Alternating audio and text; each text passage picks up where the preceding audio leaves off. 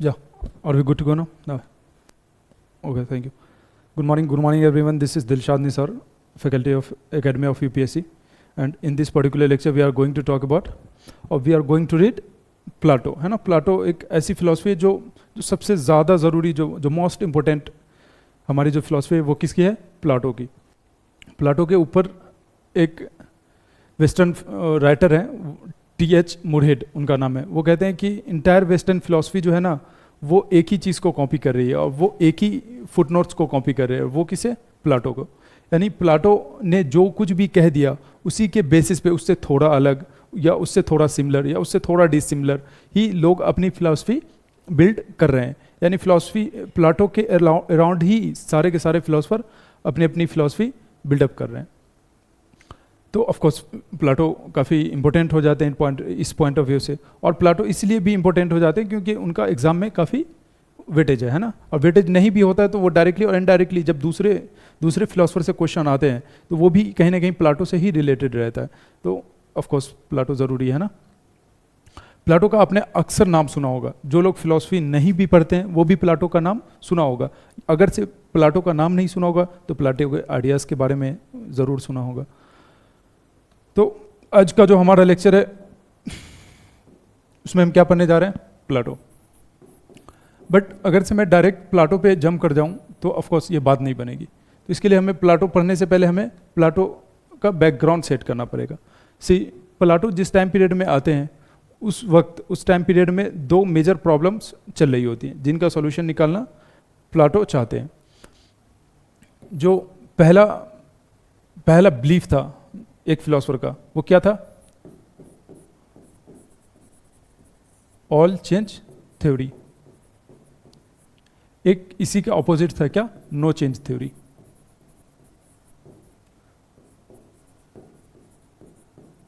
No change theory ये किसका था?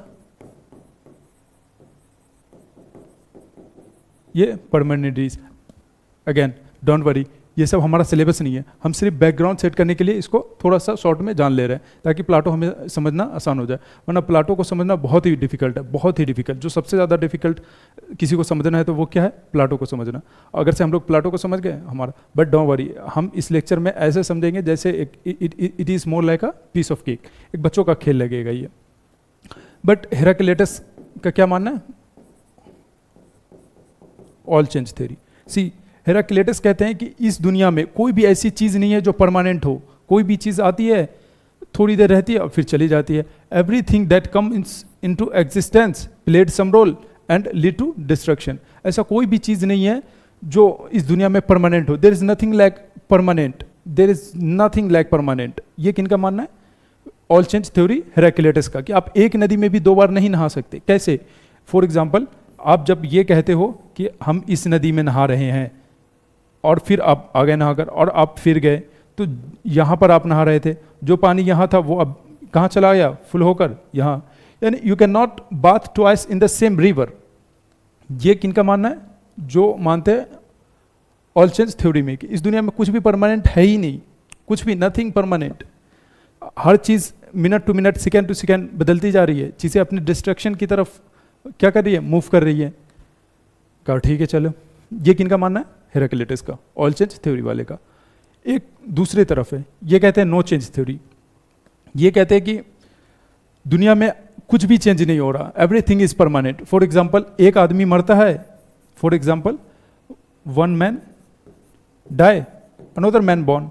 तो क्या मैन खत्म हो गए? नहीं, कल भी आदमी थे, हम भी आज भी आदमी है, परसों भी आदमी रहेगा. जो बहुत सारे ट्री है, बहुत सारे ट्री डिस्ट्रक्शन की ओर जा चुके हैं. इसका क्या मतलब? ट्री खत्म हो गया? ट्री तो अभी भी है. आप जो कह रहे हो नदी के सिर्फ पानी चले जाने से पानी खत्म तो नहीं हो गया, उसकी परमानेंसी तो खत्म नहीं हो गई. अगर से ये यहाँ से यहाँ मूव भी कर गया तो इसका मतलब ये तो नहीं कि ये खत्म हो गया. ये तो अभी भी है ना. ये पानी का जो एग्जिस्टेंस है, जो वजूद है इसका, ये तो अभी तक बरकरार है. तो फिर आप कैसे कह रहे हो ऑल चेंज थ्योरी कि कुछ भी परमानेंट नहीं है, सब मोमेंट्री है? ये बात नहीं बना. ट्री कल भी था, ट्री आज भी है. अब ये दो मेजर प्रॉब्लम है. एक तो ये कह रहा है ऑल चेंज थ्योरी, एक क्या कह रहा है? No change theory. अब इस बैकग्राउंड में, इस सिचुएशन में किनकी एंट्री होगी? प्लाटो की. अब प्लाटो इस चीज़ का सॉल्यूशन निकालेंगे अपने फिलॉसफी के जरिए, जो वो थ्योरी देंगे उसके जरिए, है ना. इसको अपने माइंड में रखना है। अब हम आ रहे हैं किस पे? प्लाटो पे। सी, प्लाटो इस चीज़ को सॉल्व करने के लिए एक थ्योरी देते हैं। सबसे पहले वो आते हैं और मेटाफिजिक्स में एक थ्योरी देते हैं। बट प्लाटो शुरू करने से पहले मैं कुछ चीज़ें बता दूं। जब हम लोग चरवाक पढ़ते हैं तो चरवाक में हम लोग पहले चरवाक की एपिस्टेमोलॉजी पढ़ते हैं। क्यों? क्योंकि चरवाक की एपिस्टेमोलॉजी चरवाक के मेटाफिजिक्स से रिलेटेड है ना। जब हम एपिस्टेमोलॉजी समझ जाते हैं चरवाक की, it means 60% of metaphysics of Charvaka हम समझ जाते हैं। इन द सेम वे जब हम इनकी मेटाफिजिक्स समझ जाएंगे ना, तो 60 to 70% इनकी एपिस्टेमोलॉजी डायरेक्टली और इनडायरेक्टली हम लोग समझ ही जाएंगे। तो इनकी जो मेटाफिजिक्स है वो एपिस्टेमोलॉजी से रिलेटेड है, इसलिए प्लाटो के केस में हम लोग पहले मेटाफिजिक्स पढ़ेंगे। हम आ गए किस में? प्लाटो के मेटाफिजिक्स में। अगेन मेटाफिजिक्स क्या है? मेटाफिजिक्स क्या है? जहां हम लोग बियॉन्ड फिजिकल वर्ल्ड की स्टडी करते हैं। बियॉन्ड फिजिकल वर्ल्ड में क्या आता है? जैसे गॉड आता है, सॉल आता है, लिबरेशन आता है, बॉन्डेज आता है, एटसेट्रा एटसेट्रा। ये इन सब चीज़ों के बारे में जहाँ अल्टीमेट रियलिटी क्या है, ये सब जहाँ पढ़ते हैं वो क्या है? मेटाफिजिक्स है ना, बियॉन्ड फिजिक्स। प्लाटो इसमें आते हैं और फिर एक थ्योरी देते हैं। वो कौन सा? Theory of form. Theory of form, या फिर आप इसे थ्योरी ऑफ आइडिया भी कह सकते हो, या आप इसे थ्योरी ऑफ आइडिया भी कह सकते हो। नाउ अब ये है क्या? प्लाटो कहते हैं कि देखो, ये जो दुनिया है ना, इसमें दो वर्ल्ड है। एक नहीं, दो वर्ल्ड है। एक कौन सा वर्ल्ड है? एक है एम्पिरिकल वर्ल्ड, और एक कौन सा है? एक है world of idea. World of idea और वर्ल्ड ऑफ फॉर्म्स। ये एम्पिरिकल मतलब जो फिजिकल वर्ल्ड है ना, जहाँ चीज़ें ऑब्जेक्ट एग्जिस्ट करती है। फॉर एग्जांपल हम एग्जिस्ट करते हैं, आप एग्जिस्ट करते हो, जितनी भी ऑब्जेक्ट है जो जहाँ एग्जिस्ट करती हो इस फिजिकल वर्ल्ड में, उसको क्या बोलते हैं? Empirical world. अब इस एम्पिरिकल वर्ल्ड में कहते हैं, फॉर एग्जांपल आप ले लो चेयर, या फिर ले लेते हैं काऊ। ये काऊ है। एक बात बताओ, इंडिया की काऊ, जापान की काऊ, दिल्ली की काऊ, राजस्थान की काऊ, जो ब्लैक कलर का होता है काऊ, काऊ में ब्राउन कलर का, वाइट कलर का, मल्टी कलर का, उसे भी हम काऊ बोलते हैं। जो यहाँ के गाय को भी हम गाय बोलते हैं, यहाँ के गाय को भी हम गाय बोलते हैं, यहाँ के गाय को भी गाय बोलते हैं, यहाँ के गाय को भी गाय बोलते हैं। क्या आपने सोचा कि ऐसा कौन सा चीज़ कॉमन है इन सब चीज़ों में जिसके बेसिस पे हम सबको काऊ ही बोलते हैं? क्या आपने कभी सोचा? नहीं सोचा है ना। सोचिएगा कि ऐसी कौन सी चीज़ है। लेट्स से हम क्या जनरली एज्यूम करते हैं कि 4 पैर होते हैं गाय के पास और वो दूध देती है। लेट्स से किसी गाय की एक पैर कट गई, तो क्या हम उसे गाय नहीं बोलेंगे? हम तब भी उसे गाय बोलते। क्यों? क्यों बोलते उसे गाय? सी, प्लाटो इसका आंसर देते किसके? थ्योरी ऑफ आइडियाज और फॉर्म्स के जरिए से।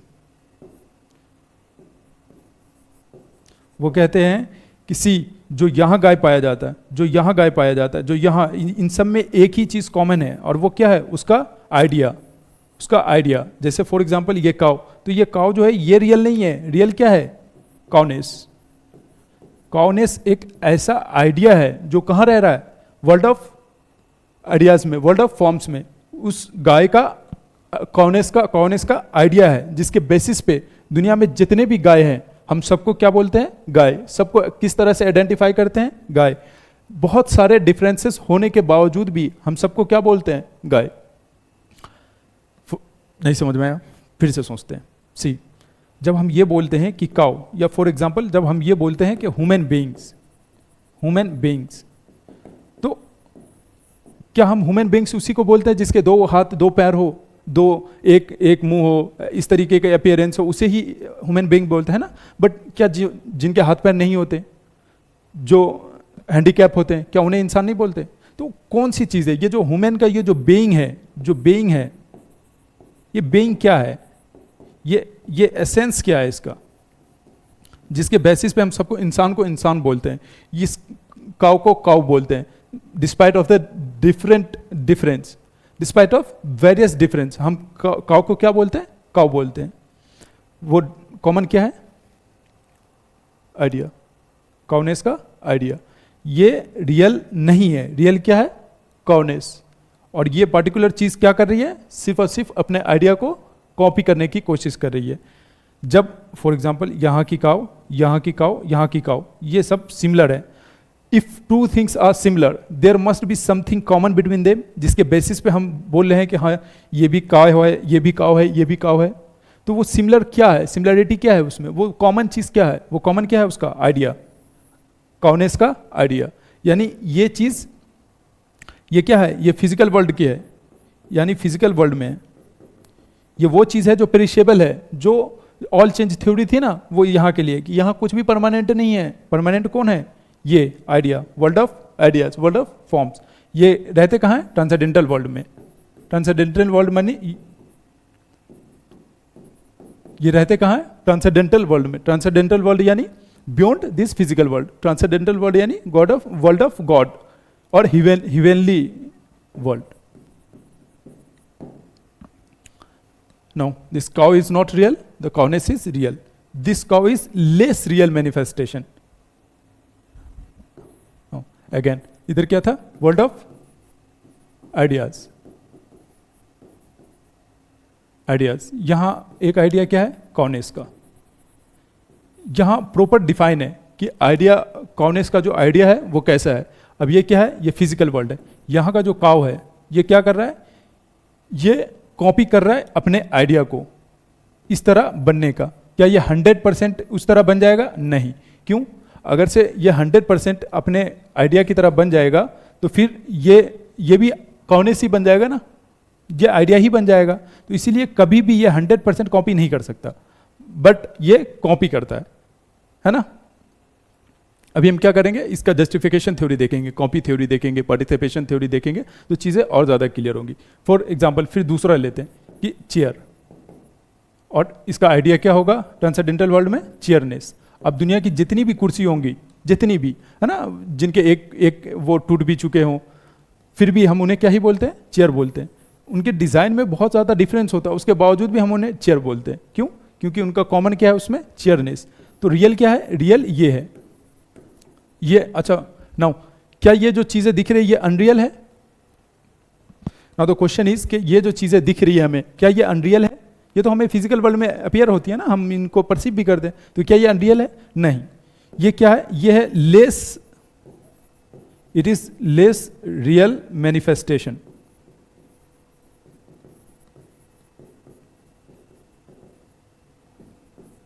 Of their idea.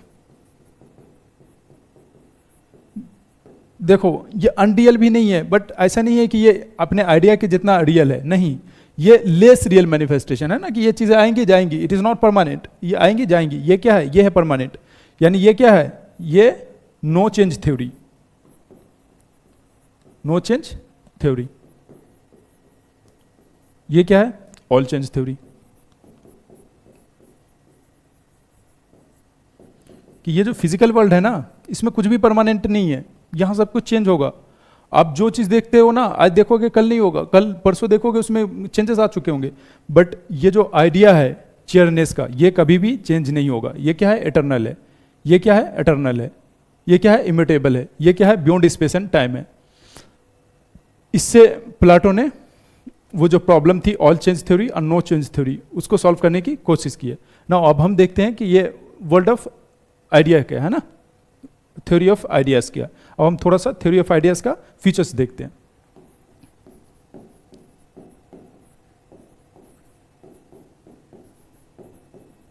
Theory of ideas और फॉर्म्स, इसके फीचर्स देखते हैं।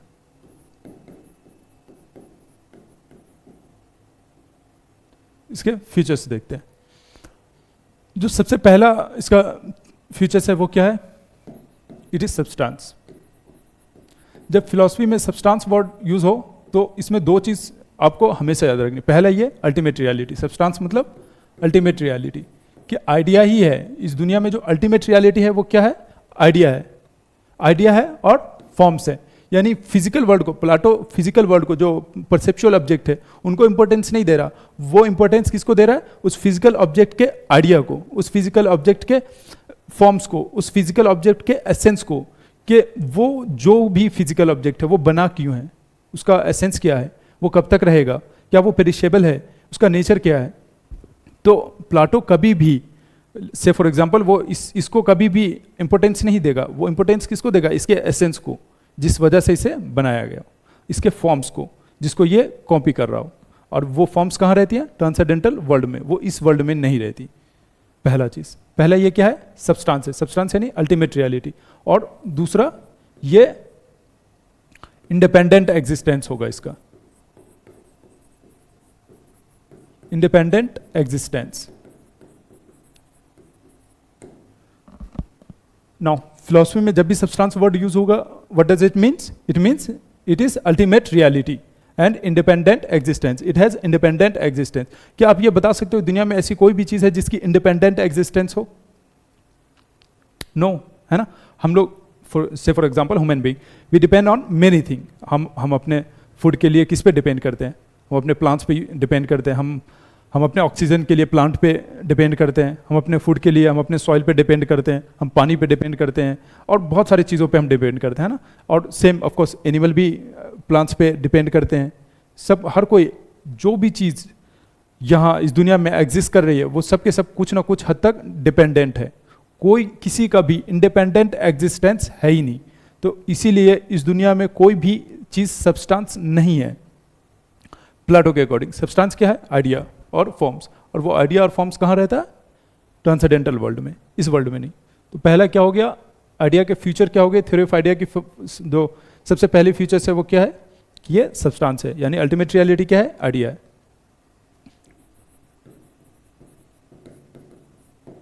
दूसरा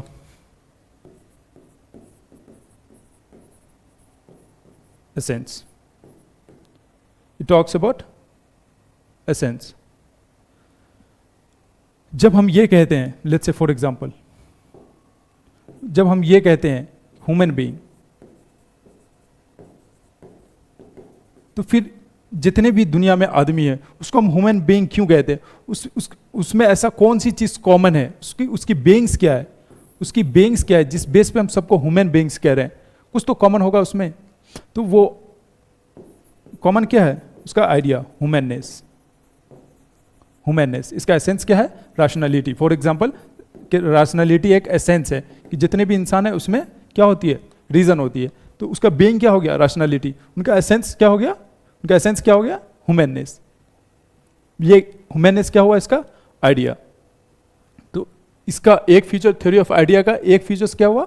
सब्सटेंस। दूसरा फीचर एसेंस। नाउ तीसरा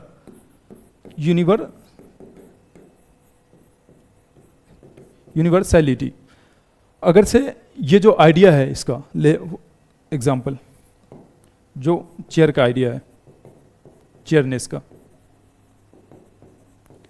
ये क्या है? ये यूनिवर्सल है। ये चेयर क्या है? ये पर्टिकुलर है।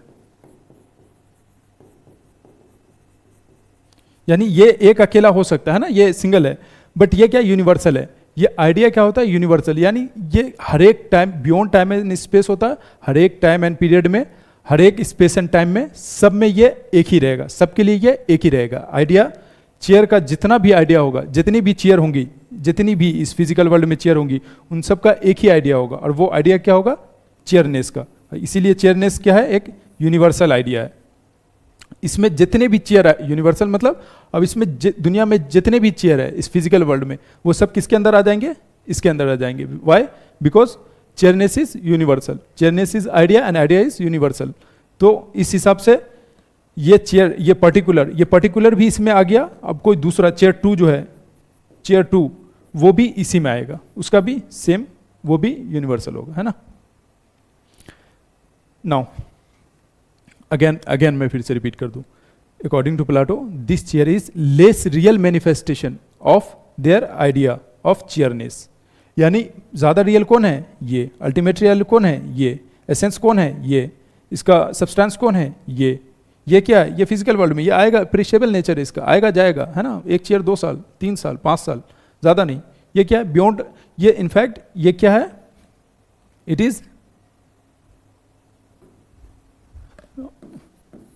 It is beyond space and time, beyond space and time. ये कब, ये क्या है? ये अनादि है, यानी ये चेयर बनने से मतलब लाइक स्पेस एंड टाइम के पहले से एग्जिस्टेंस है इसका।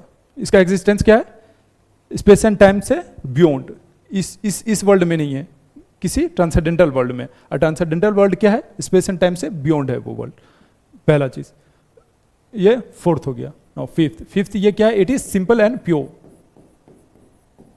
It is simple and pure. Now जब फिलॉसफी में सिंपल टर्म्स आए और प्योर टर्म्स आए, इसका मतलब क्या होता है? Simple means which can not be further reduce, which can not be further reduced, कि अब उसका कोई और मीनिंग निकल ही नहीं सकता। फॉर एग्जाम्पल चेयरनेस अगर से है तो वो उसका मीनिंग सिर्फ और सिर्फ चेयरनेस ही होगा।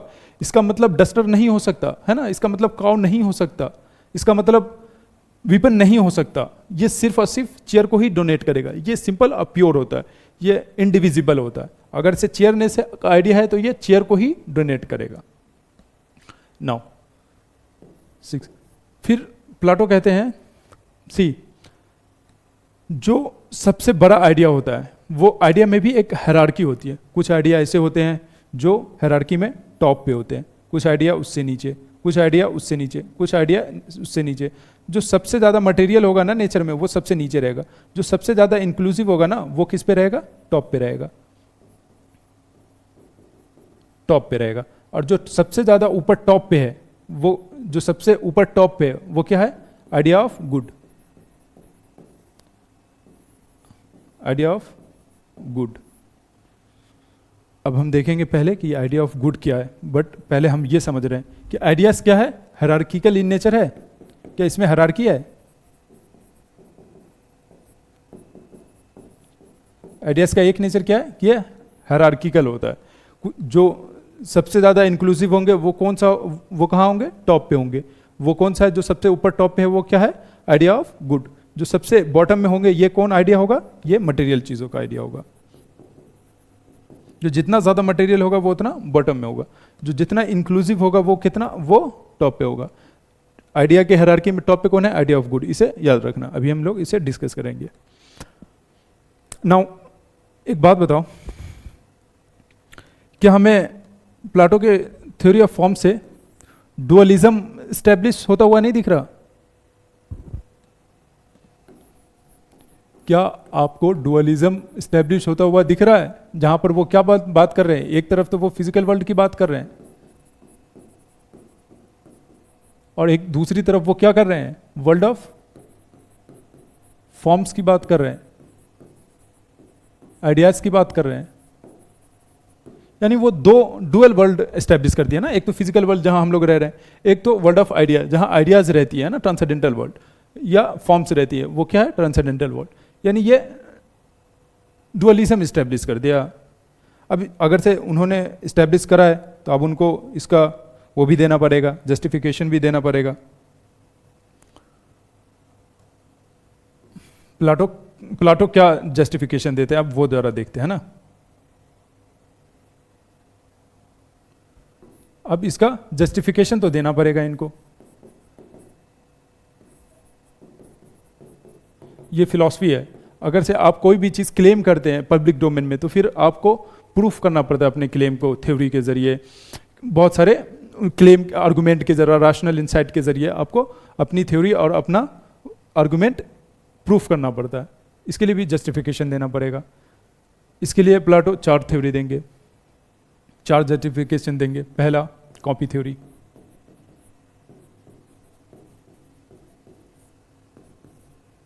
and the second one is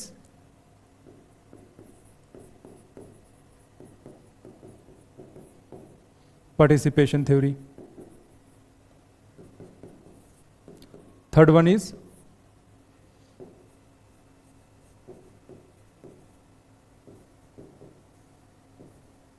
moonlight and sunlight analogy, analogy. फिर वो देते हैं चौथा एलेगरी ऑफ केव। आपने ये जरूर सुना होगा है ना एलेगरी ऑफ केव के बारे में। ये 4 चीज देते हैं। पहले हम देखते हैं शुरू से है ना कॉपी थ्योरी से कि ये कॉपी थ्योरी क्या है।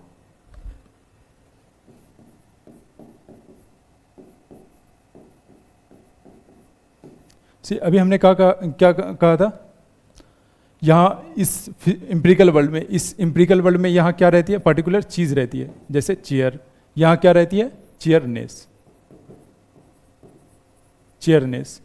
अब ये क्या करती है, ये चेयर जो है अपने आइडियाज में, अपने फॉर्म्स में क्या करती है, कॉपी करने की कोशिश करती है। ये क्या करती है, चेयर, पर्टिकुलर चेयर क्या करती है, यूनिवर्सल को कॉपी करने की कोशिश करती है। इसी वजह से जितनी भी चेयर होती है ना, chair 1, chair 2, despite there differences they look alike. क्यों? क्योंकि उनका जो आइडिया है वो कॉमन है, यूनिवर्सल है इन दोनों का। If two things are similar there must be something common between them. तो इस केस में कॉमन क्या है, कॉमन है उनका चेयरनेस का आइडिया। ये क्या कर रहे हैं, ये सिर्फ और सिर्फ इनको कॉपी करने की कोशिश कर रहे हैं। क्या 100% कॉपी कर पाएंगे? नहीं, क्योंकि 100% अगर से कॉपी कर लिया तो फिर ये तो आइडिया ही बन जाएगा ना, और आइडिया को तो कोई भी 100% कॉपी कर ही नहीं सकता। ये क्या है, ये सिंगल वन है। आइडिया तो सिंगल है ना, ये वन ही हो सकता है, एक चीज का एक ही आइडिया हो सकता है। पहला यही क्या है, copy theory. For example redness, red,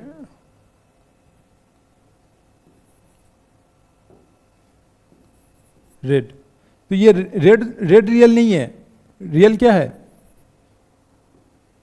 real है इसका आइडिया रेडनेस का। ये तो बस कॉपी कर रहा है किसको, अपने आइडिया को, अपने फॉर्म को। ये तो फिजिकल वर्ल्ड में है। ये क्या है, ये डिस्ट्रक्टिबल है, ये तो आज है कल नहीं रहेगा। ये क्या है, ये इटर्नल है, ये हमेशा रहेगा। नो फ्यूचर्स में वो इटर्नल भी आप लिख लेना है ना, वो मैं लिखना भूल गया था, आप लिख लेना। अगेन ये हो गया, यानी कॉपी थ्योरी आप समझ में आ गई कि हर एक चीज दुनिया में जितनी भी चीज है, फॉर एग्जांपल मैं या आप जितने में हूं, जितने भी मैन हैं, वो क्या कर रहे हैं, कॉपी कर रहे हैं किसको, मैननेस को, अपने आइडिया को, मैननेस को, ह्यूमन बीइंगनेस को, मैनहुड को, सब क्या कर रहे हैं, उसको कॉपी कर रहे हैं ना। जब फिलॉसफी में मैन यूज होता है ना, तो उसमें man and women both are included. ये आप वो पॉलिटी वाला नहीं है कि आप डिस्क्रिमिनेशन क्यों कर रहे हैं, वोमन का नाम क्यों नहीं ले रहे। इट इज ओके है ना। फिलॉसफी में मैन मतलब मैन एंड वोमन दोनों इंक्लूड रहते हैं। कॉपी थ्योरी क्या, क्लियर, कि कोई भी चीज, जितनी भी फिजिकल चीज है, वो अपने फॉर्म्स को कॉपी करने की कोशिश कर रही है। फॉर्म्स क्या होता है, आइडियाज क्या होता है, सिंगल होता है, एक होता है, एटर्नल होता है, एसेंस होता है, यूनिवर्सल होता है। ये पर्टिकुलर थिंग, ये बहुत सारा हो सकता है ना, ये बहुत सारा हो सकता है। अब आते हैं किस पे, पार्टिसिपेशन थ्योरी पे। अब कॉपी थ्योरी समझ गए तो ऑफ कोर्स पार्टिसिपेशन उसी का एक एलेबोरेट थोड़ा सा वो है, सेमी अप्रोक्स। पार्टिसिपेशन थ्योरी क्या है, पार्टिसिपेशन थ्योरी ये है कि फॉर एग्जांपल यहां पर मान लो चेयरनेस है, चेयरनेस है, और यहां पर ये चेयर है। तो ये क्या कर रहा है, अपने कोरस्पॉन्डिंग फॉर्म में, कोरस्पॉन्डिंग फॉर्म में। अब ऐसा नहीं होगा कि चेयर जो है वो काउ के आइडिया में, काउनेस के आइडिया को कोरस्पॉन्ड करिए, नहीं, अपने कोरस्पॉन्डिंग। चेयर है तो चेयरनेस के आइडिया में क्या कर रही है, पार्टिसिपेट कर रही है। पार्टिसिपेट करके क्या बनना चाह रही है, चेयरनेस। क्या वो 100% चेयरनेस बन पाएगी, नहीं, डिफरेंस बना रहेगा। मगर ये कॉपी किसको करेगी, इसी को करेगी। पार्टिसिपेट किस में करेगी, अपने कोरस्पॉन्डिंग आइडिया में ही करेगी। चेयर है तो चेयरनेस के आइडिया में ही वो पार्टिसिपेट करेगी। काउ है तो काउनेस के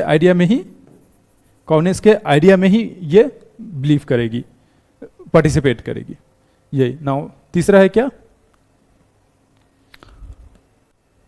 अब हम लोग जा रहे हैं थोड़ा सा डीप में है ना, थोड़ा सा सनलाइट एंड मूनलाइट एनालॉजी है।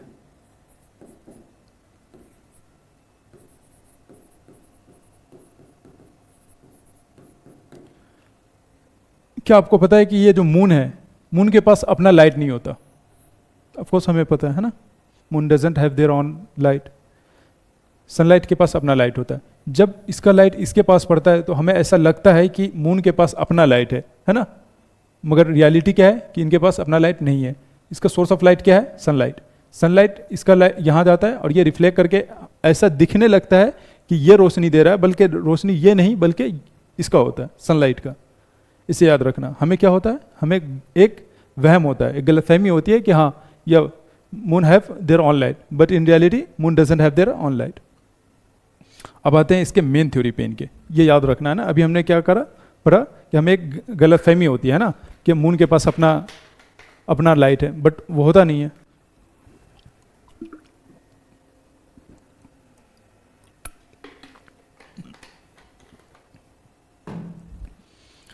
अब प्लाटो देते हैं एक थ्योरी, एलिगोरी ऑफ केव की।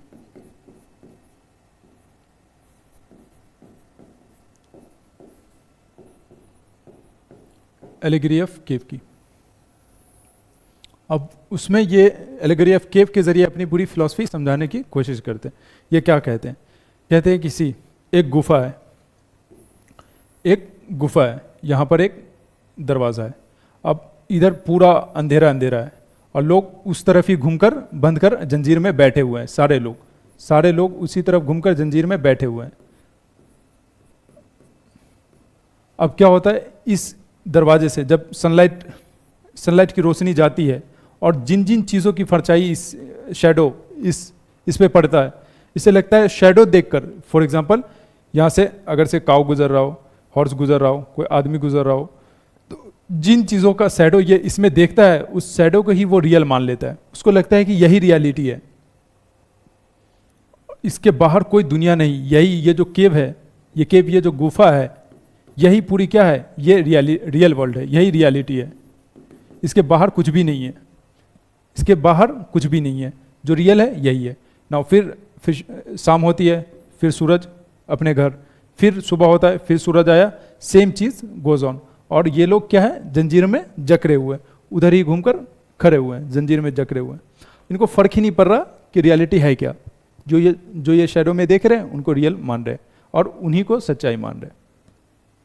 अब एक दिन क्या होता है कि इसमें से एक आदमी बेरिया तोड़कर भाग जाता है ना, जंजीर तोड़कर भाग जाता है। जब ये भागता है यहाँ से, जैसे ही बाहर आता है और यहाँ से फिर ये सूरज को देखता है, फिर ये चौंक जाता है कि ये तो कुछ और ही रियलिटी है। जब मैं इसमें था तो मुझे तो कुछ और ही दिखता था, रियलिटी तो कुछ और ही है। रियलिटी क्या है? रियलिटी तो कुछ और ही है। मैं समझ रहा था कि यही पूरी दुनिया है, मगर जब मैं यहाँ आया हूँ तो मुझे तो ये दुनिया नहीं बल्कि ये एक छोटा सा गुफा नज़र आ रहा है। और इनफैक्ट ये छोटा सा गुफा है भी। अब इससे क्या पता चल रहा है इस आदमी को कि भाई ये जो दुनिया है ये बहुत बड़ी है, ये मैं जो देख रहा था इसमें वो शैडो है, वो परछाई है, वो रियल नहीं है। रियल कहाँ है? इस दुनिया में। अब कुछ कनेक्ट हुआ इससे? कनेक्ट हुआ? नो। अब ये क्या कहना चाहते हैं? ये कहना चाहते हैं कि हम दुनिया में जितने भी लोग हैं, इस दुनिया में जितने भी लोग हैं, वो सब क्या है? इस गुफा में कैद है। उनको लगता है कि जो वो देख रहे हैं इस दुनिया में वही रियल है, जबकि रियलिटी इससे बहुत ही डिफरेंट है। ये उसका कॉपी है, शैडो है, परछाई है। रियलिटी तो किसी और ही दुनिया में रह रही है, वहाँ हमें जाना पड़ेगा। कैसे चले जाएंगे? रैशनल इनसाइट से। अभी जब हम इनकी एपिस्टेमोलॉजी पढ़ेंगे तब। मगर अभी के लिए आप ये समझो कि हम जिस चीज़ को भी देख रहे हैं उसको रियल मत मान ले। इनफैक्ट इतना रियल मत मान ले कि उससे ज़्यादा रियल कुछ हो ही नहीं सकता हो।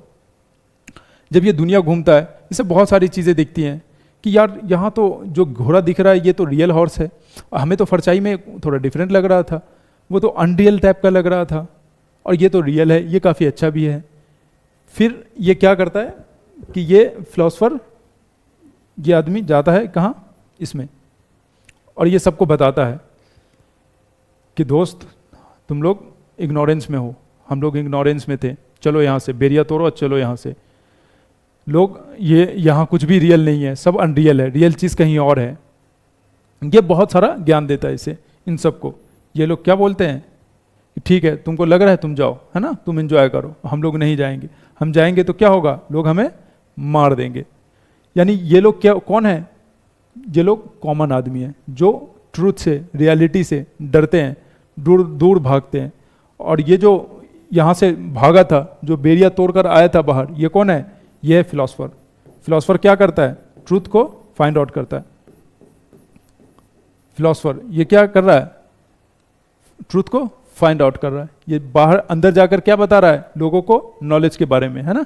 अभी ये लोग किस में है, इग्नोरेंस है, इग्नोरेंस है। ये लोग क्या है, ये लोग जो नहीं आ रहे हैं, ये लोग क्या है, फेयर है, fair about truth. They don't want to know, they don't want to know the reality. ये लोगों, इन लोगों को सच जानना ही नहीं है, इनको लगता है हम जो देख रहे हैं वही सच है, अब इससे बाहर क्या ही होगा। जबकि फिलोसफर देख के आ चुका है कि भाई इससे बाहर एक बहुत ही खूबसूरत दुनिया है जो रियल है, जो इस दुनिया से बहुत बेहतर है। ये तो यहाँ तो it is a world of shadow, यहाँ तो कुछ है ही नहीं। बट इनकी बातों का कोई यकीन मानेंगे, नहीं मानेंगे, है ना। तो इसीलिए ऐसा कहा जाता है कि जब कोई फिलोसफर आता है ना तो उनकी बातों पे शुरू में लोग यकीन नहीं करते। इनफैक्ट प्लाटो को, है ना, पता कीजिएगा कैसे मारा गया, है ना, जहर दे के मारा गया प्लाटो को। सोक्रेट्स के साथ भी यही हुआ था। सोक्रेट्स के कौन थे, सोक्रेट के स्टूडेंट कौन थे, प्लाटो। प्लाटो के स्टूडेंट कौन थे, अरिस्टोटल। यानी प्लाटो के बाद हम लोग अरिस्टोटल ही पढ़ते हैं, अरिस्टोटल। ये तीनों की एक कॉमन ही मौत हुई है। और ये तीनों ने क्या करा, समाज से हमेशा हटकर बात करी है। ये कभी भी समाज के ढांचे में नहीं ढले, जैसा समाज सोचते थे वैसा नहीं सोचते थे। उस वक्त हर कोई एथेंस में राजा की चापलूसी करता था, बट ये चापलूसी नहीं करता था। प्लाटो चापलूसी नहीं करता था, है ना। वो स्टेट फॉर्मेशन पे बिलीव करता था, वो राजा के खिलाफ बात करता था ना। क्या अब ये समझ गए एलिगरी ऑफ केव क्या है, कि लोग इग्नोरेंस में है। केव क्या है, केव किसको दर्शा रहा है, इग्नोरेंस को। सॉरी, ये जो केव के अंदर जो लोग हैं ना, वो उनका क्या दर्शा रहा है, इग्नोरेंस। ये केव क्या है, ये केव है फिजिकल वर्ल्ड, फिजिकल वर्ल्ड। यानी प्लाटो ये कहना चाहता है कि हम लोग जितने भी इस दुनिया में फिजिकल वर्ल्ड में आदमी हैं, वो अल्टीमेट रियलिटी जानना ही नहीं चाहते। वो इस दुनिया में देखते हैं कि हाँ ये गाय है और ये ही रियल है, ये घोड़ा है और यही रियल है, दिस हॉर्स इज रियल। ये आइडिया वाइडिया कुछ नहीं होता। यहाँ के बाद की जो दुनिया है वो हम कभी जान ही नहीं सकते, और उसमें ये सब चीज़ है भी नहीं।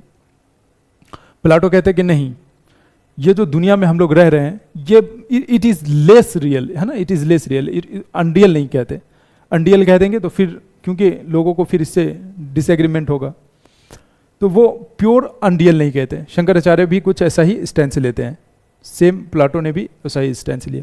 This world is less real manifestation, but real world कहाँ है, transcendental world, world of ideas, world of forms. उसके लिए आपको क्या करना पड़ेगा, यहाँ पे जंजीर तोड़नी पड़ेगी, इस एलेगरी ऑफ केव से निकलना पड़ेगा, इस इग्नोरेंस से निकलना पड़ेगा, ट्रूथ को जानना पड़ेगा, खुद से मेहनत करना पड़ेगा, फिलोसफिकल जोड़नी शुरू करनी पड़ेगी, अगर से सच जानना चाहते हैं तो ना। अब हम आते हैं क्या, आइडिया ऑफ गुड पे। हमने कहा था कि आइडिया जो है वो हायरार्किकल इन नेचर है। सबसे ज़्यादा जो इंक्लूसिव है वो कौन सा आइडिया है, आइडिया ऑफ गुड। और टॉप पे कौन है, आइडिया ऑफ गुड।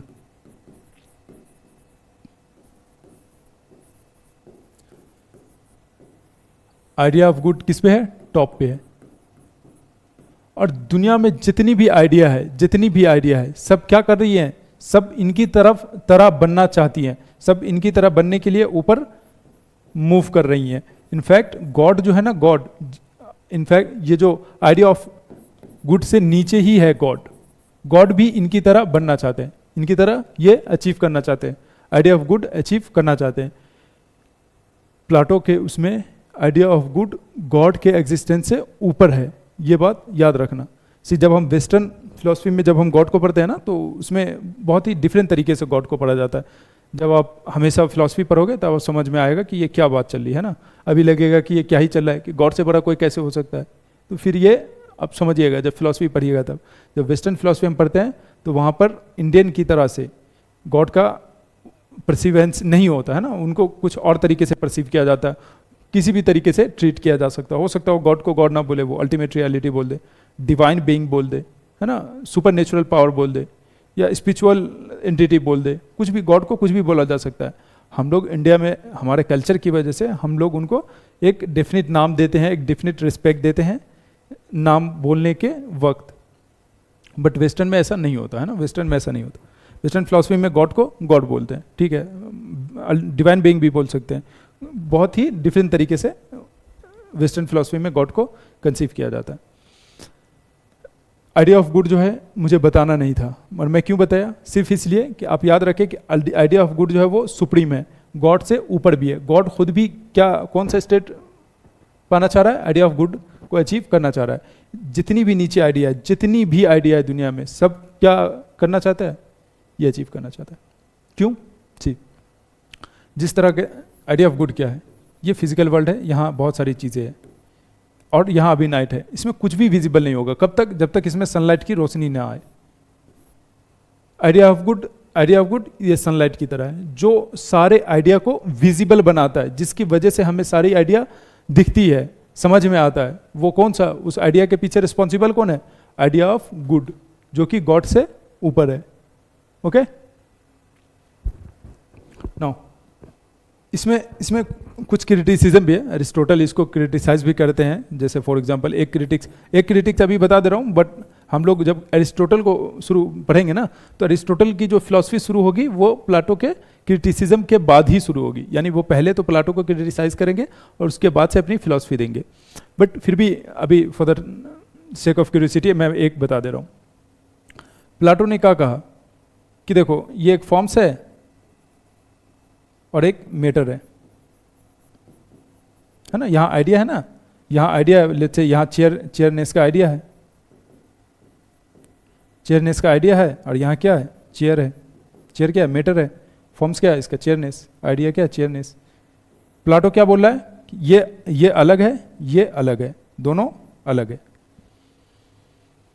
अरिस्टोटल क्या बोल रहा है, अरिस्टोटल बोलता है नहीं, दोनों अलग हो ही नहीं सकता।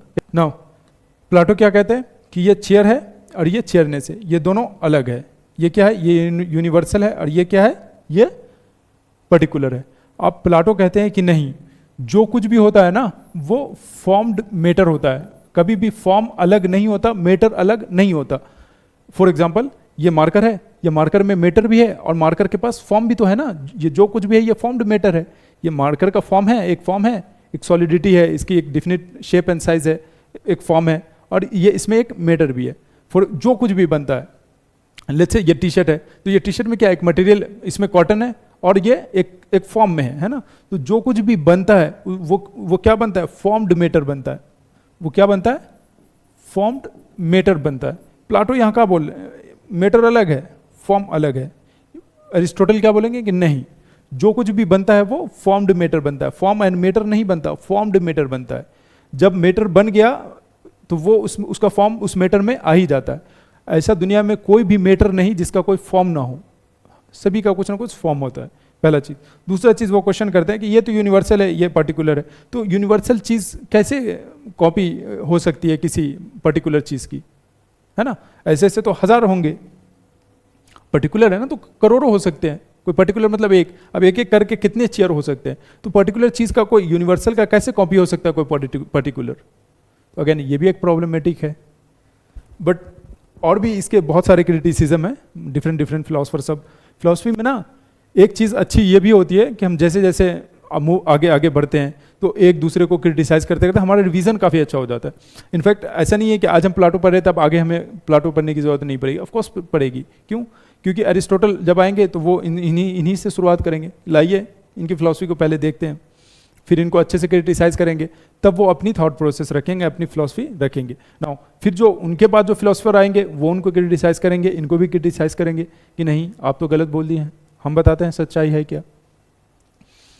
तो ऐसा हर एक उसमें होता है, और इसी वजह से हमारी रिवीजन जो है वो चलती रहती है, और एक वक्त ऐसा आता है कि पूरी फिलोसफी कवर हो जाता है और हमें पता भी नहीं चलता। हमें लगता है कि हम तो अभी शुरू कर रहे थे और ये ख़त्म भी हो गई। और फिलोसफी हम पढ़ते भी जाते हैं और रिवीजन भी होते जाता है।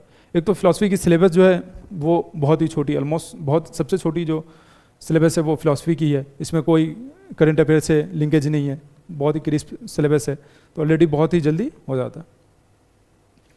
नाउ विद दिस अब हम लोग मेटाफिजिक्स कंक्लूड कर चुके हैं, अब एपिस्टेमोलॉजी की बारी है। एपिस्टेमोलॉजी पे आता है ना, प्लाटो की एपिस्टेमोलॉजी आप समझ लिए, तो मेटाफिजिक्स अगर से आपने समझ लिया तो एपिस्टेमोलॉजी में ज़्यादा दिक्कत नहीं होगा ना, जो दिक्कत था हम लोगों ने कवर कर लिया। नहीं दिक्कत नहीं, ऑफ कोर्स दिक्कत नहीं।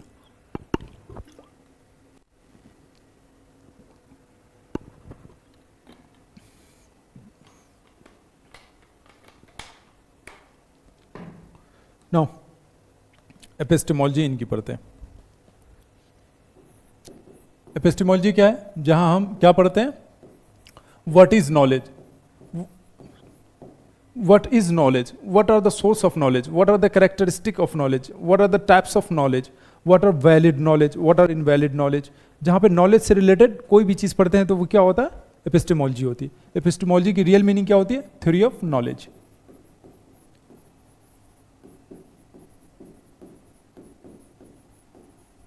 थ्योरी ऑफ नॉलेज यानी ज्ञान से रिलेटेड हम कुछ भी पढ़ते हैं तो क्या पढ़ते हैं? एपिस्टेमोलॉजी। बट अगर से मैं डायरेक्ट एपिस्टेमोलॉजी पे जंप कर जाऊं तो ऑफकोर्स ये बात नहीं बनेगी, आपको समझ में भी नहीं आएगा, तो हम थोड़ा सा बैकग्राउंड सेट करते हैं।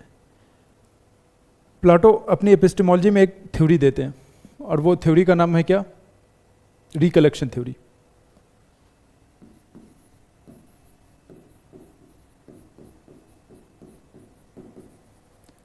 रिकलेक्शन थ्योरी, अगर से कहीं पे ये लिखा है थ्योरी ऑफ रेमिनिसेंस तो वो भी यही है ना?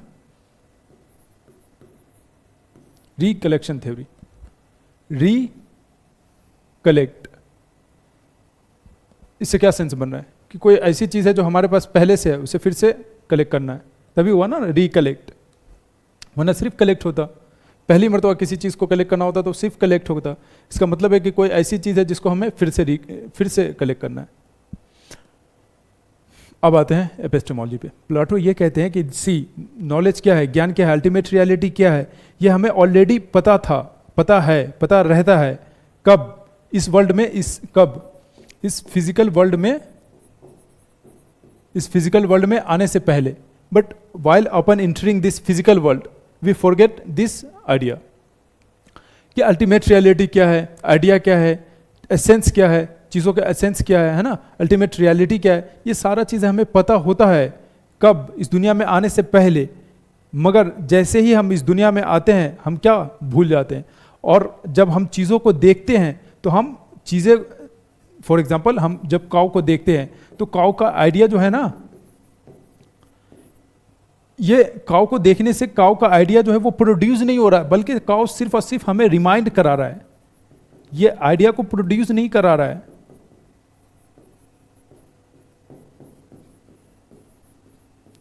ये आइडिया को प्रोड्यूस नहीं कर रहा है, बल्कि ये हमें सिर्फ और सिर्फ रिमाइंड करा रहा है कि भाई आपको ऑलरेडी ऐसी कुछ चीज़ें पता थी किसी और दुनिया में, आप यहाँ आके भूल गए हो, एक मरतबा देख लो, अब फिर से आप याद करो। यानी जब हम इस दुनिया में आते हैं ऐसी कोई भी चीज़ नहीं है जिनको हम पहले नहीं जानते थे, हम इस दुनिया में सिर्फ देखते हैं उनको और रिकॉल करते हैं, रिकलेक्ट करते हैं। कोई भी चीज़ क्या करता है? आइडिया प्रोड्यूस नहीं करता, क्या करता है? रिमाइंड कराता है। एक ये थ्योरी है, पहला थ्योरी है ना, पहला। फिर दूसरा क्या है? एक है डायलेक्टिकल मेथड। डायलेक्टिकल मेथड हम लोग कहीं और बहुत अच्छे से पढ़ने वाले हैं ना, वेस्टर्न फिलोसफी में ही पढ़ेंगे। जब हम लोग हेगल पढ़ेंगे तो अच्छे से पढ़ेंगे, बट यहाँ पर थोड़ा सा देख लेते हैं कि ये डायलेक्टिकल मेथड क्या होता है। ये क्वेश्चन आंसर के जरिए एक एब्सोल्यूट ट्रूथ तक पहुँचा जाता है। अब ऐसा नहीं कि मैं बोल दिया हूँ कि फॉर एग्जाम्पल कुछ भी है ना कि ए के बाद बी आता है तो आपको ये ए के बाद बी मान लेना है, नहीं, पहले आपको क्वेश्चन करना है कि ए के बाद सी भी तो आ सकता है, ए के बाद सी क्यों नहीं आता है। फिर हम दोनों एक दूसरे को काउंटर करेंगे, क्वेश्चन करेंगे, फाइनल कंक्लूजन पे कैसे पहुंचेंगे। फॉर एग्जाम्पल मैंने एक थीसिस दिया, जैसे उनका एग्जाम्पल ले लेते हैं ना, हेराक्लिटस ने पहला अपना क्या दिया? थीसिस दिया। थीसिस क्या दिया? ऑल चेंज थ्योरी का।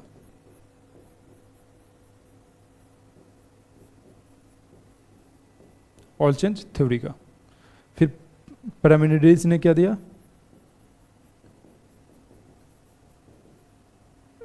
एंटीथेसिस दिया। किस चीज का? नो चेंज थ्योरी का।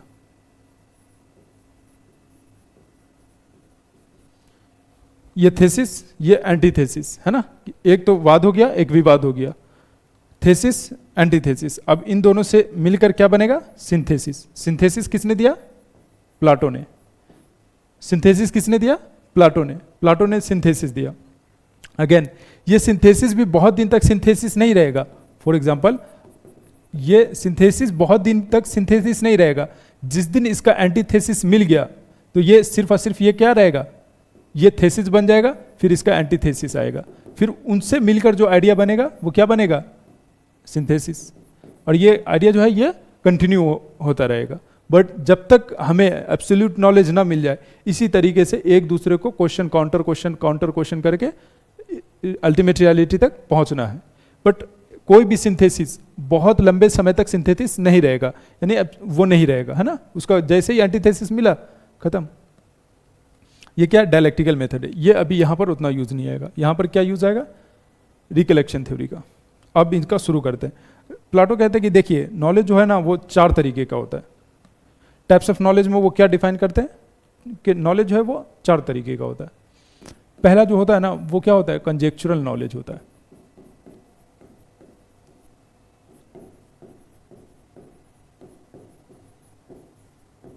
कंजेक्चुरल नॉलेज इस हिसाब से क्या मतलब ये बोल रहे हैं कि ये जो है ना ये इल्यूजनरी नॉलेज होता है। ये it is not real, it is illusionary.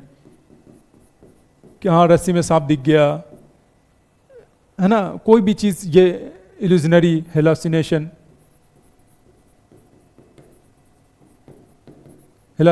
Etcetera. ये क्या है? ये रियल नॉलेज नहीं है, ये एम्पिरिकल नॉलेज है जो कि इल्यूजनरी है। इट इज अनरियल नॉलेज है। जैसे ये क्या है? Images, pictures etcetera. यानी ये तो उतना इंपॉर्टेंस नहीं है, हमें थोड़ा सा इससे आगे जाना पड़ेगा। एक नॉलेज कौन सा है? Perceptual knowledge.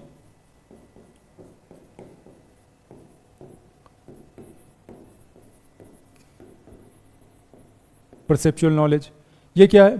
परसेप्चुअल नॉलेज यानी ये परसेप्शन के बेस पे है। ये नॉलेज परसेप्शन के बेस पे है।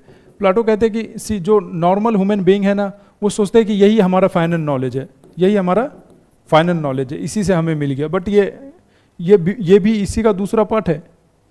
ये सेंसरी एक्सपीरियंस के बेस पे होता है, जो कि क्या होता है? ये सब्जेक्टिव होता है, ये बदलता रहता है। ये कभी भी हमें ऑब्जेक्टिव रियलिटी नहीं, ऑब्जेक्टिविटी की तरफ नहीं ले जा सकता।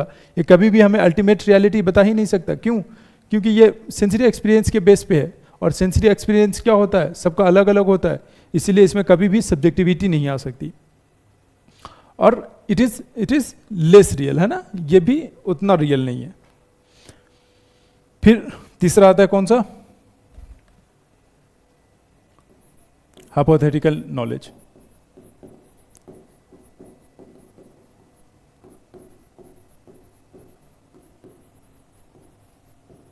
Hypothetical knowledge.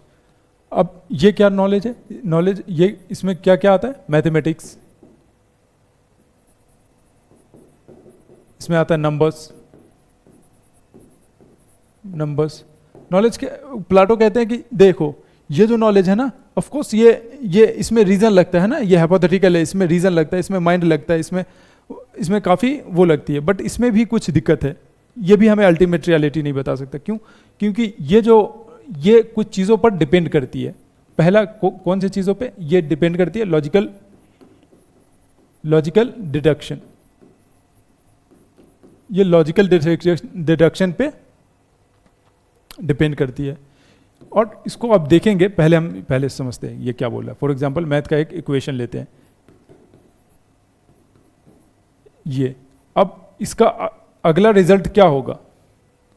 इसका अगला रिजल्ट क्या होगा ये डिपेंड करता है कि हम कितने लॉजिकली इसको सॉल्व करके यहाँ पे लिख रहे हैं। क्या बोल रहा है? Logical deduction.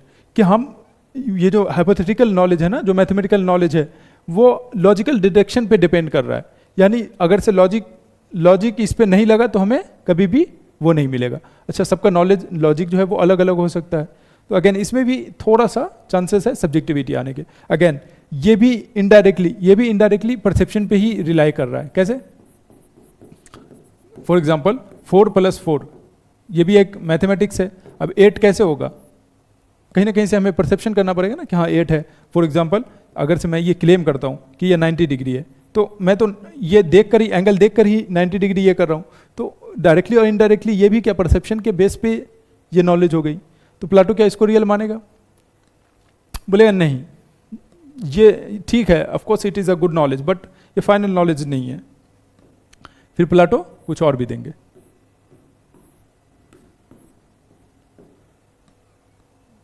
अब आता है कौन सा? अब आएगा rational insight.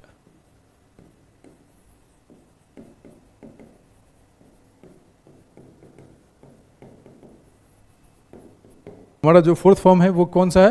Rational insight. Plato के हिसाब से ये जो है ये हाईएस्ट और most reliable source of knowledge है। क्यों?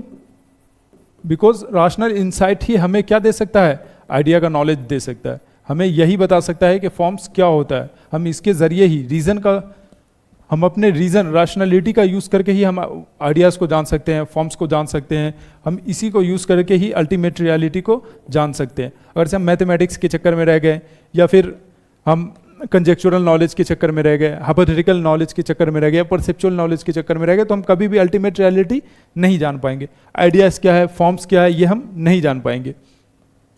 और ये कभी भी it is not depend on perception. ये परसेप्शन पे डिपेंड करता है क्या? नहीं। तो इसमें कोई भी सब्जेक्टिविटी होगी ही नहीं, इसमें कोई भी इंसान का अपना वो होगा ही नहीं। Totally reason based rational insight. इसमें रीजन लगता है, यानी रीजन से मिलने वाला नॉलेज ही क्या है? रियल है। इसी के बेसिस पे, क्योंकि प्लाटो का मानना है कि रैशनल इंसाइट, ये रीजन जो है, रीजन से ही सबसे बेहतर नॉलेज मिल सकता है। ये क्या है? जब हम अल्टीमेट रियलिटी किससे जान सकते हैं? रीजन के जरिए ही। फॉर एग्जांपल अब जितनी भी नॉलेज है, जब रियल नॉलेज है, जितनी भी डिस्कवरीज है, क्या वो एक्सपीरियंस के बेस पे हुई है? नहीं, वो रीजन के बेस पे हुई है। फॉर एग्जांपल जब पहली मरतबा एरोप्लेन बनाया गया, तो ऑफकोर्स वो एक्सपीरियंस के बेसिस पे नहीं बनाया गया, और बना भी नहीं सकते। किसके बेसिस पे बनाया गया? रैशनैलिटी के बेसिस पे। हमने रैशनैलिटी से क्या करा? आइडिया जनरेट करा। आइडिया से क्या बनाया हमने एरोप्लेन बना दिया। पहले एरोप्लेन का आइडिया जनरेट करा, और फिर उसके बाद एरोप्लेन हमने बना दिया। इसीलिए कहते हैं idea comes first, idea comes first. ये हो गया। अब थोड़ा सा उसमें जाते हैं। सी, प्लाटो फिर दो चीज डिस्कस करते हैं। पहला कि नॉलेज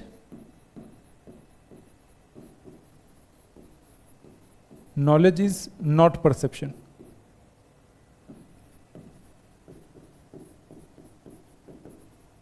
फिर नॉलेज इज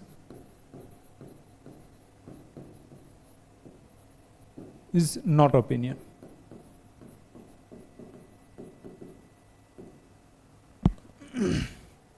पहला क्यों? Y?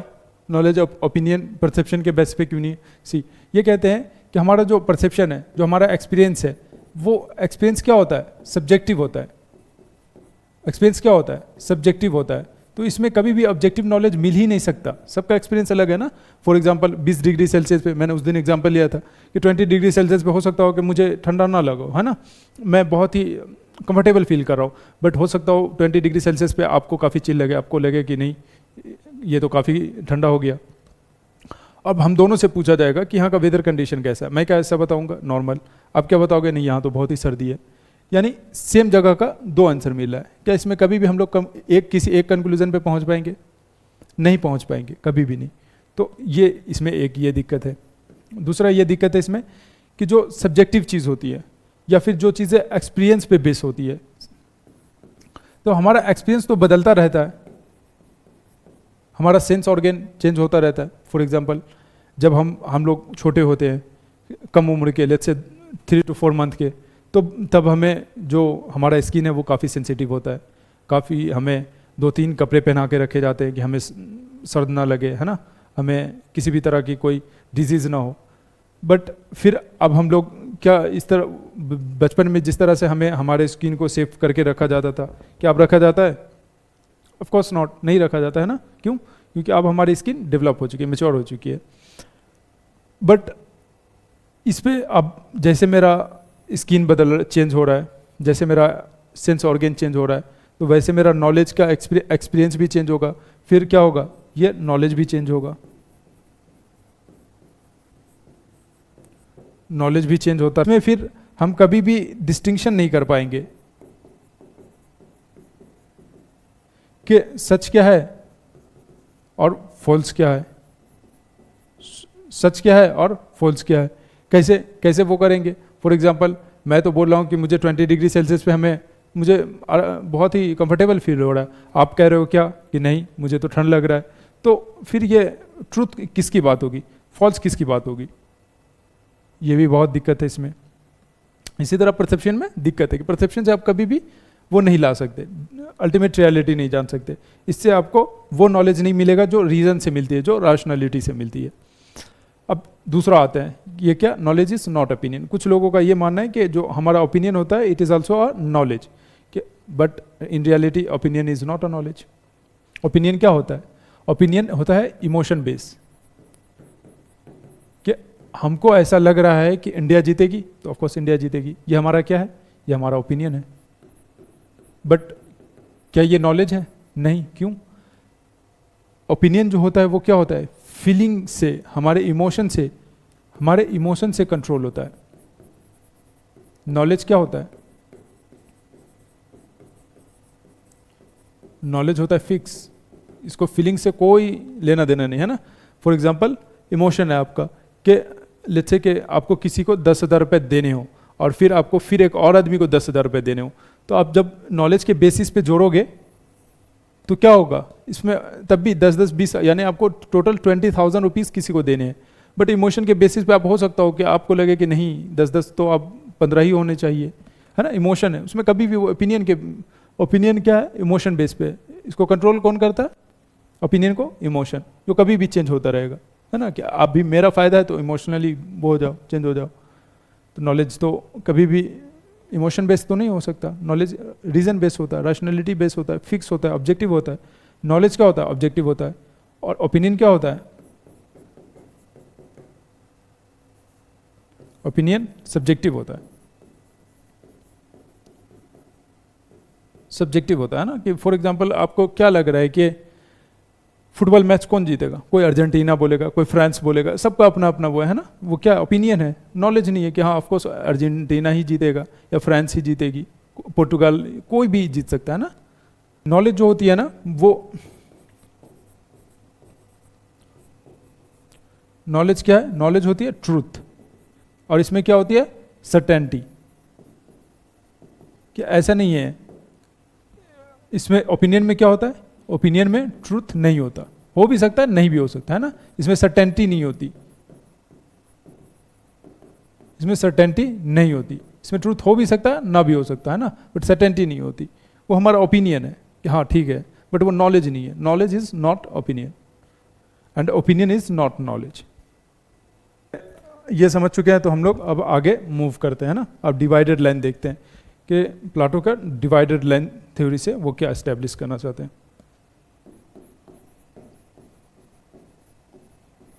Theory of divided line, या डिवाइड लाइन थ्योरी भी बोलते हैं इसको। सी प्लाटो क्या बोलते हैं?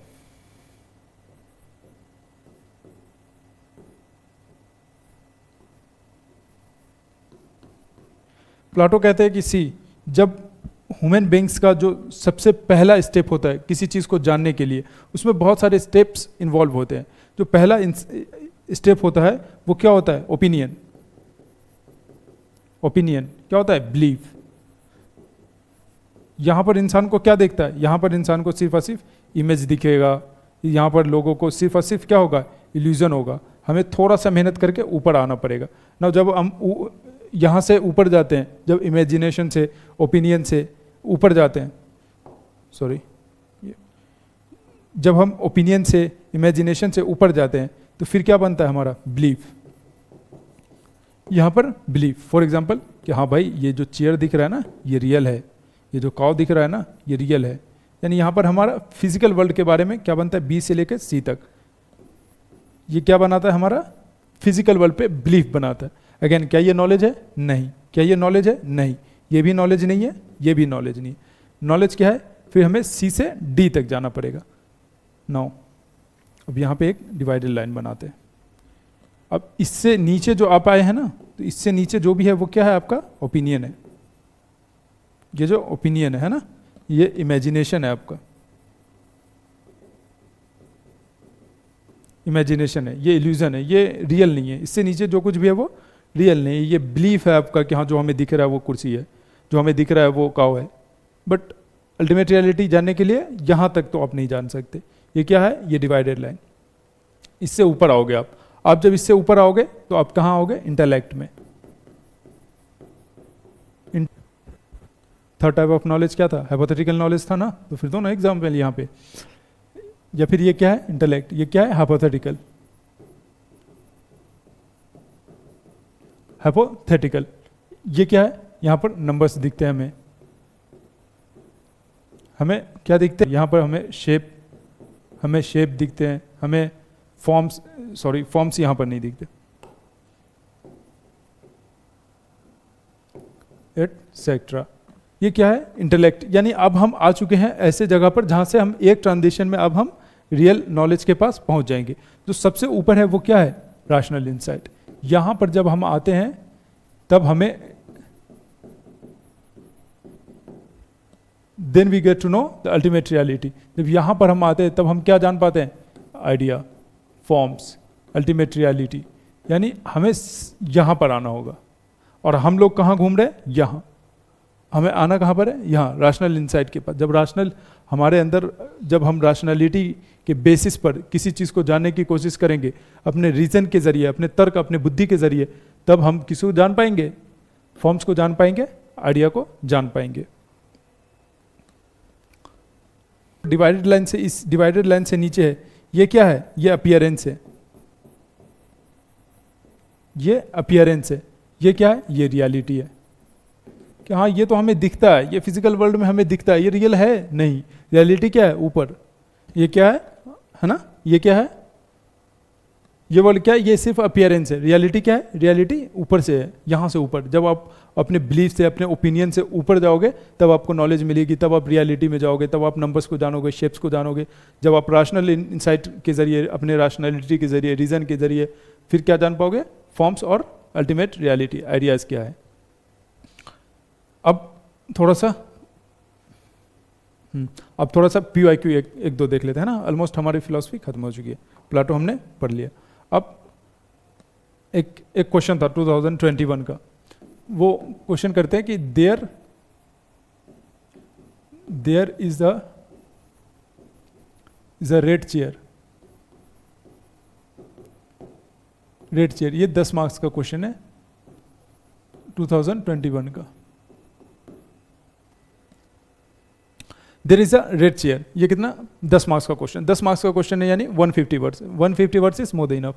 आपको सबसे पहले तो इंट्रो देना है। क्या देना है? कि थ्योरी ऑफ आइडिया के कंटेक्स्ट में लिखना है। तो आपको ये बताना होगा कि थ्योरी ऑफ आइडिया क्या है। Theory of idea is a metaphysical concept which explores the ultimate reality and investigates the universal and essence. फिर आपको ये बताना पड़ेगा कि ये जो रेड है ना, बॉडी में आप क्या बताओगे?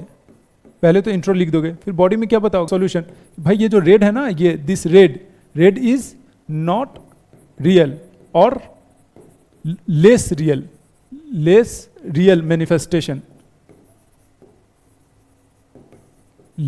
Manifestation, of their idea of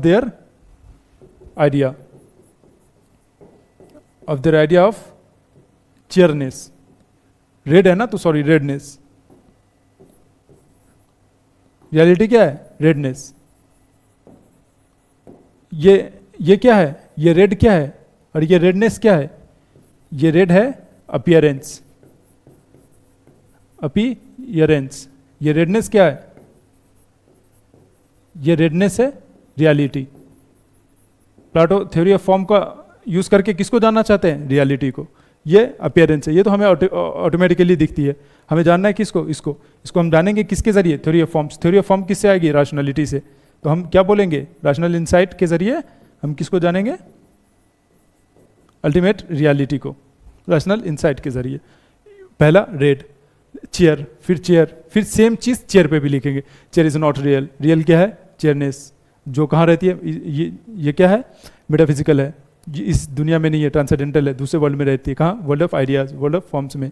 same चीज़ आप इसको कॉपी कर दोगे, फिर प्यारा सा एक कंक्लूजन लिख दोगे, that's is. See there is nothing like hard in UPSC, बस थोड़ा सा लगे रहना होता है बस। ऐसा इसमें क्या था बताओ, इसमें क्या था, ऐसा क्या था जो हम नहीं कर सकते थे? ऑफ कोर्स बहुत ईजी था, कोई भी कर सकता है ना, कोई भी कर सकता है। So with this we come to the end of the session, I hope you enjoyed it, stay connected. हमारी टीम जो है वो इसी पे लगी हुई है, और मैं भी सेशन, और एक इम्पोर्टेंट अनाउंसमेंट है कि हो सकता हो मैं भी इस वीक के एंड तक मैं आंसर राइटिंग की क्लास शुरू करूँ, है ना, तो वहाँ पर answer writing live answer writing classes शुरू होंगी, तो आप लोग प्लीज़ कनेक्टेड रहें और अपनी स्टडी करते रहें, है ना। Answer writing practice, please answer writing practice आप सबको करना पड़ेगा, वैसे आप सब एक्सेल हासिल करना चाहते हो तो आंसर राइटिंग प्रैक्टिस करना ही पड़ेगा, that's the only mantra, revision और practice. No that's all for today, अब मिलते हैं कल टुमारो, है ना, बाय बाय, टेक केयर।